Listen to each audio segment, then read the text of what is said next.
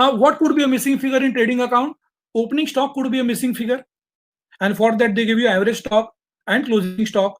Or sometimes they give you only gross profit, or they give you cost of goods sold. And this is taken as a tough problem.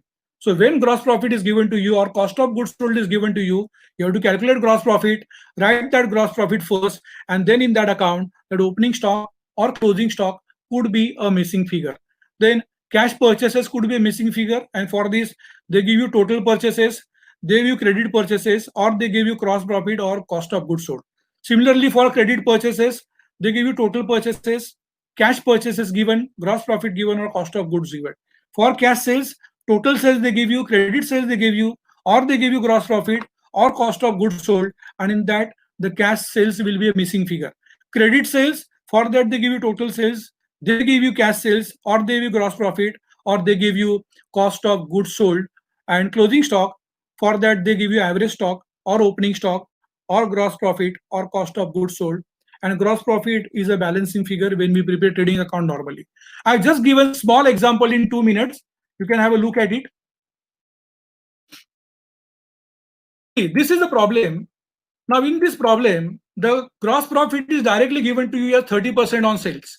So on sales of 23 lakhs, gross profit of 6,90,000 is calculated, which is normally we calculate, but it is given here. And since gross profit is given here, when you tally this account, on the debit side top, you see two opening stock. This opening stock is a missing figure. And this missing figure is then having a second effect in the opening statement of affairs. And when you close that opening statement of affairs with this 90,000, then you could get an opening capital there, missing figure. And then that opening capital could be there in the closing balance sheet as opening capital balance. Now, last thing. Now, similarly, suppose closing stock is missing. So what they give you gross profit. So on sales, you calculate gross profit. And again, when you try to tally this on the credit side, see 1,50,000 is the closing stock.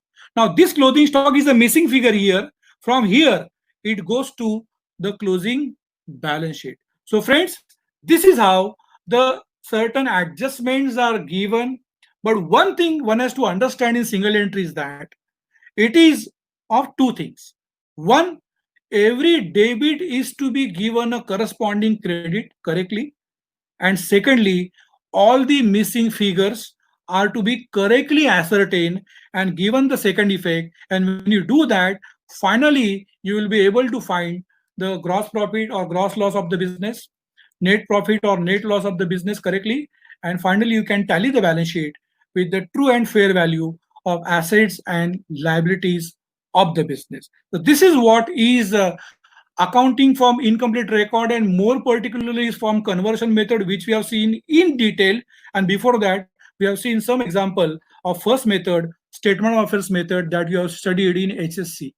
So I believe that this presentation, if you again revise thoroughly afterwards, that will lay a very good foundation of your accounting career and the base of your accounting. And I have no doubt in my mind that with this, you can pass any accounting exam, may it be a BCom, MCom, CA, Inter, Final, whatever, and you will have a better understanding of the accounts as far as debit and credit is concerned. So this is it, accounting from income.